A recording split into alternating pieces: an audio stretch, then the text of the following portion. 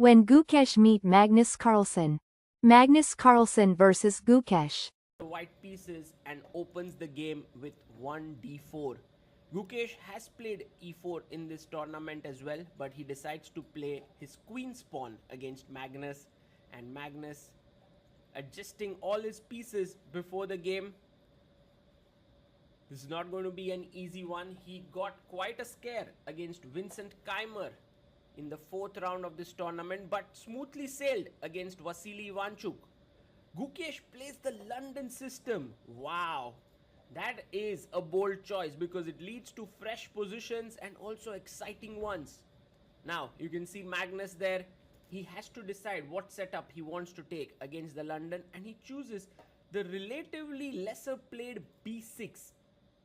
The idea is to put your bishop on b7, but it's a hyper modern way to play because you're not playing in the center. Gukesh plays knight c3 with the idea to capture the center with pawn up to e4. And Magnus now has to decide what to do. He goes bishop b7, stopping the pawn from advancing. Gukesh is still in his preparation. He plays his pawn up to f3, and his point is he wants to play e4. Many times, if black goes d5 to stop it, you can still sacrifice a pawn. So Magnus doesn't even stop it. He says, Gukesh, okay, have your way, play e4. But what you've done with f3 is that your knight can no longer develop on that square. So Gukesh does go e4. Now, if you play d5, there are ideas of knight b5 attacking c7. And that's the reason why Magnus says, first I'll control the b5 square and only then strike in the center. So Gukesh, now you can see him thinking about his next move with his eyes closed.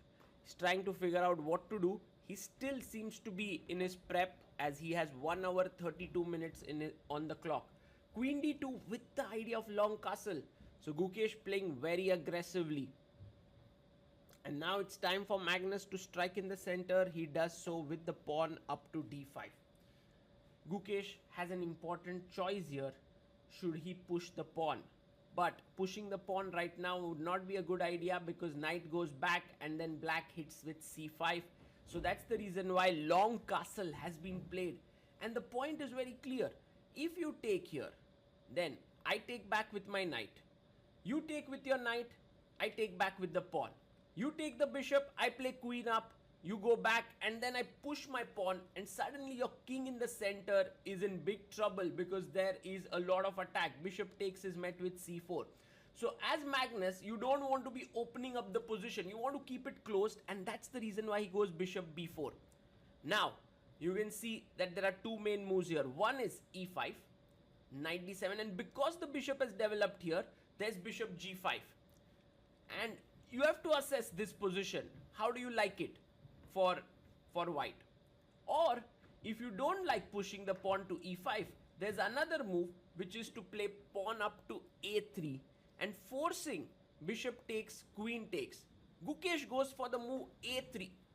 This is more aggressive, you can say, and even more fluid, while pushing the pawn led to more static positions. Now Magnus must take the knight. He takes it with his bishop. Queen takes on c3. With the bishop and the queen combined, there's attack on the c7 pawn. Magnus takes the pawn on e4. Gukesh cannot take back because knight would take here. So the move here is bishop c7. And the variation could go queen c8, bishop takes, queen takes, pawn takes, knight d5 attacking the bishop. And then this could lead to kind of an equalish position here. So Gukesh is calculating whether he should take this bishop takes pawn, or there is also another interesting move here, which is to push the pawn in the center, making use of his lead in development. He has a rook here, a queen here. And between these two moves lies what Gukesh needs to do next. His bishop takes c7, Magnus can go queen c8 or even queen d5. He goes d5. What a move here. And let's try to analyze the different possibilities. If you take now with the pawn, then after bishop c7, queen c8, already I have an improvement, which is queen e5 check. You don't want to do that. That's not good for you. So you don't take with the pawn, but maybe you want to take here with the bishop. But if you take with the bishop, after takes queen c8, I take, and my queen enters here, and it's already big trouble. So you can't even take with the bishop. And that's the reason why the most logical move for Magnus now is to take with the knight. And he does so. He plays it. But Gukesh's idea now, of course the queen is attacked, so you need to do something about it. But his idea is to pluck this pawn on g7. He takes it. And if the rook had to move, black is already lost. Like rook f8 or something, you are just busted. You know, bishop g5 is coming and too many problems. But queen f6 is what Magnus had on his mind. And now the queen trade is imperative, because if you move your queen, the bishop is hanging. So you have to take, queen takes, knight takes. And let's take stock of the position. White has the bishop pair here, and black has currently an extra pawn. So Gukesh goes bishop e5 first, forcing the king to come up. And now, next, he can take the pawn on c7 and at least equalize the material. Bishop takes on c7 has occurred. Although the material is equal and the queens are off the board, the position is by no means drawish. That's because black's king is in the center, Gukesh has the bishop pair, black has a very nice pawn structure. There are too many imbalances here. Now first Magnus develops, defends his pawn, and Gukesh goes bishop g3. His idea at some point is to pop out his bishop on this square and pin the knight. So that is a very interesting plan. And Magnus goes rook h to g8. Gukesh could have put his bishop now on h4. It's a good move, and Magnus has to maybe move away, king e8. Then take, knight f3. The position should be roundabout equal. But with 55 minutes on the clock, Gukesh's move here is a critical one. He makes a very weird move, bishop e2. And this is a little bit difficult to understand, but the point it seems is to take here, bishop takes and put his pawn on bishop on f3. But what a classy move by Magnus. You see, Magnus understood that now taking with the bishop here doesn't make sense, because he's going to go bishop f3, so he wants to take with the knight. But once he takes after fe4, knight takes, there's always a check. So with king e8, he avoids the check. And while this move may not seem spectacular, or even like there's no combination or something, it really puts a lot of pressure on Gukesh. Pawn takes. And now Magnus need not take with the bishop, because Gukesh is ready with his move bishop f3 here, but knight e4. And now there's no check.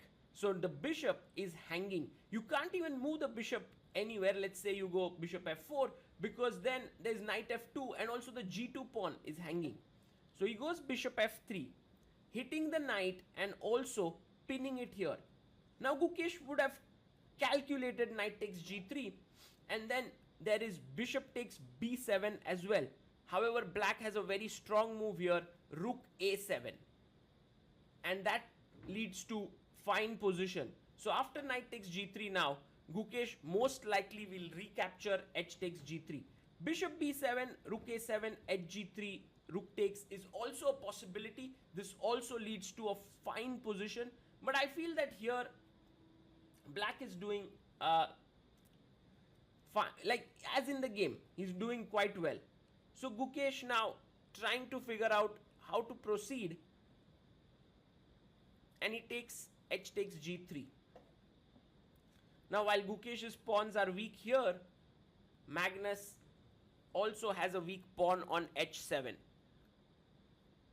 So he takes on f3, and you must take back with the knight, developing a piece. So knight takes f3. And I think Magnus is very likely going to chop off the pawn here on g3. This is very likely to happen. So he takes rook takes g3, and now Gukesh also must take this pawn on h7. He takes it. Can black win a pawn here? Because if you give a check, there is a knight f8 which blocks. But there's this very nice move, knight e5, hitting here, and if you take the knight, then rook h8, and I win the knight, win the rook in the corner. So Magnus firstly, I don't think is keen on taking the g2 pawn. He goes king e7 and tells Gukesh that look, your problem is now that this pawn is weak while I have two connected central pawns. So very minuscule edge for black, but this is all that Magnus needs of a knight d4. Fantastic move by Gukesh, looking at the c6 square and trying to create some kind of an attack with his two rooks and a knight. How should Magnus continue here? You can see he has more time on the clock than Gukesh, and he finds this very nice move, knight e5, because now the c6 square is controlled by the knight, and the knight is slightly shaky on e5, but it's not so easy to attack it. Gukesh goes rook e1. Now the king can come to d6 or f6. These are both the moves which can sort of save the knight. Or Magnus can decide to go rook g4 and attack Gukesh's knight on d4. These are the two possibilities. What does Magnus choose here is the question. He wants to keep that small fire of initiative going on here, because if 2-3 inaccurate moves by black, or even maybe one, this is very close to a draw. So he goes rook g4, and here Gukesh had an interesting option with knight f5, because if Magnus takes here, this is completely good for Gukesh. But Magnus would have most likely gone king f6 and then knight d6. Seems like equal, but Gukesh goes and takes the knight. Magnus also chops off the knight. And now Gukesh makes this slightly passive move, rook e2. Maybe better was rook e3 with the idea of rook f3. But he goes rook e2, and this is what Magnus needs. First, he goes rook d8, threatening mate in one here. Of course, Gukesh is going to deal with it, and the best way to deal seems c3. So he makes a little luft for his king. And now this next move is very, very instructive that Magnus plays, because currently White's entire counterplay is related with this pawn on f7. And if Gukesh can get rook f2, he would be very happy. So a prophylactic move, rook f4. So nicely played. And now Gukesh does not have this move. So he brings up his king to c2. But there is a weakness now, g2 pawn. And you can actually mount on it by putting your two rooks. So he puts his first rook on g8. For the time being, Gukesh has his pawn controlled, but Magnus can slowly start improving the position. So Gukesh needs his own counterplay, and the best way to do it is to push his queenside pawns. He first goes b4. This is an excellent move. If he gets a4, king b3, later on try to create a passer there because he has a majority. Magnus says, I'm stopping your pawns in their tracks right now. I go b5, and Gukesh, what are you planning to do? Well, Gukesh can continue with his king march in the upward direction. He goes king b3. So Gukesh is making progress, but now Magnus hits the pawn. Of course, you're not going to come back and defend it. That's too passive. The more active solution is to play rook f2 and attack the f7 pawn.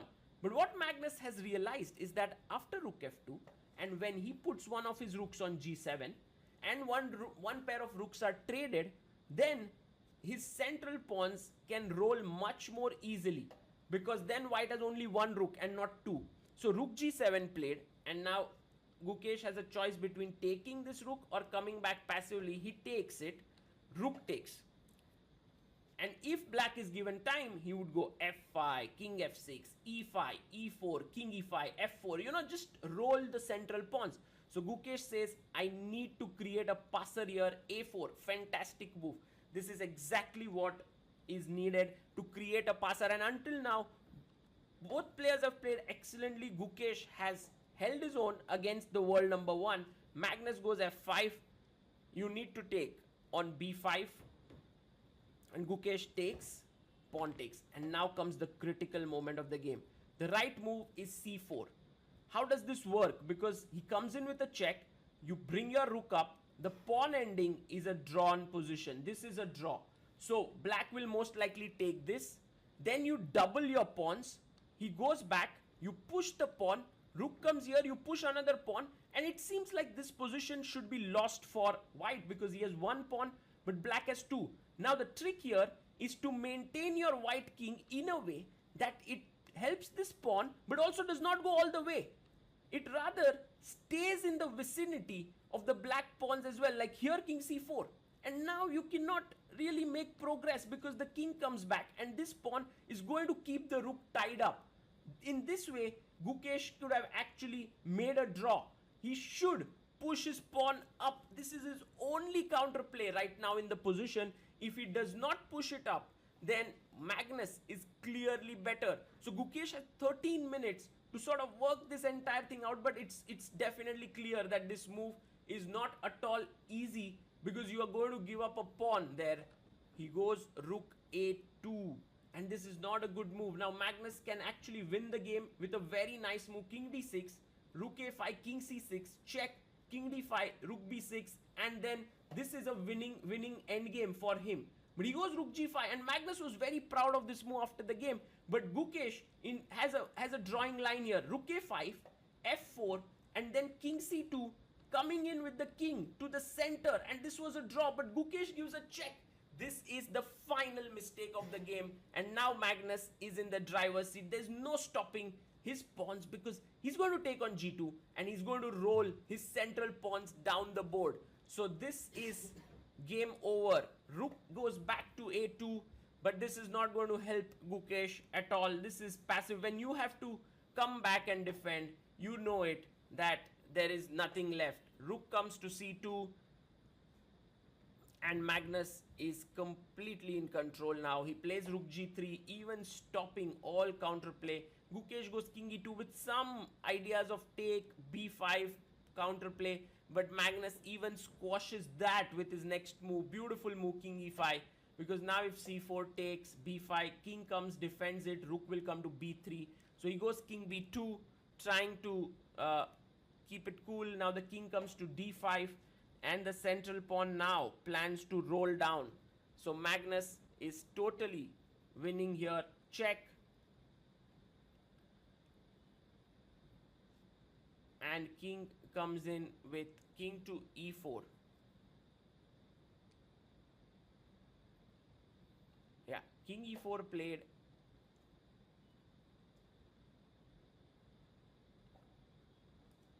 And Gukesh now has a very, very difficult task to even find a good move.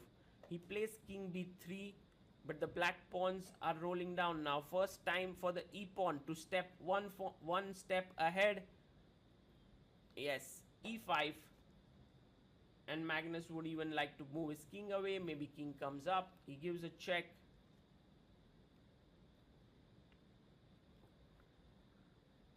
And the king moves back to f5. So e4, e3 is incoming. Then you go king e4, slowly push the pawn, create a passer, rook d2. And this is where Magnus's calculation, final calculation, e4, he's ready to give up this b5 pawn because he realizes that these two pawns are going to do the job for him. Look at Gukesh there. He's quite upset with himself. He knew that he has a draw somewhere, but Magnus viewed his endgame magic so beautifully and so brutally that Gukesh, with all his talent and all his skills, could do nothing to stop it. That's what happens when you play this Mozart of chess. He often creates chances which his opponents, no matter how skilled, are not able to see. And after rook takes b5, now the e pawn is rushing down the board. e3, fantastic move. Later on the rook can take this, and then you have two passers.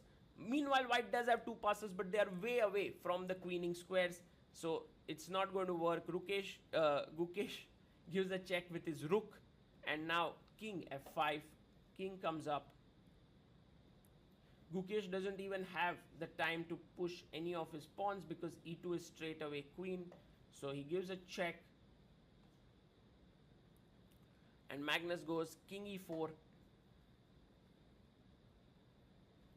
Gukesh's idea is rook b8, so that if e2 he can give a check from behind, but anyway Magnus can come down with his king.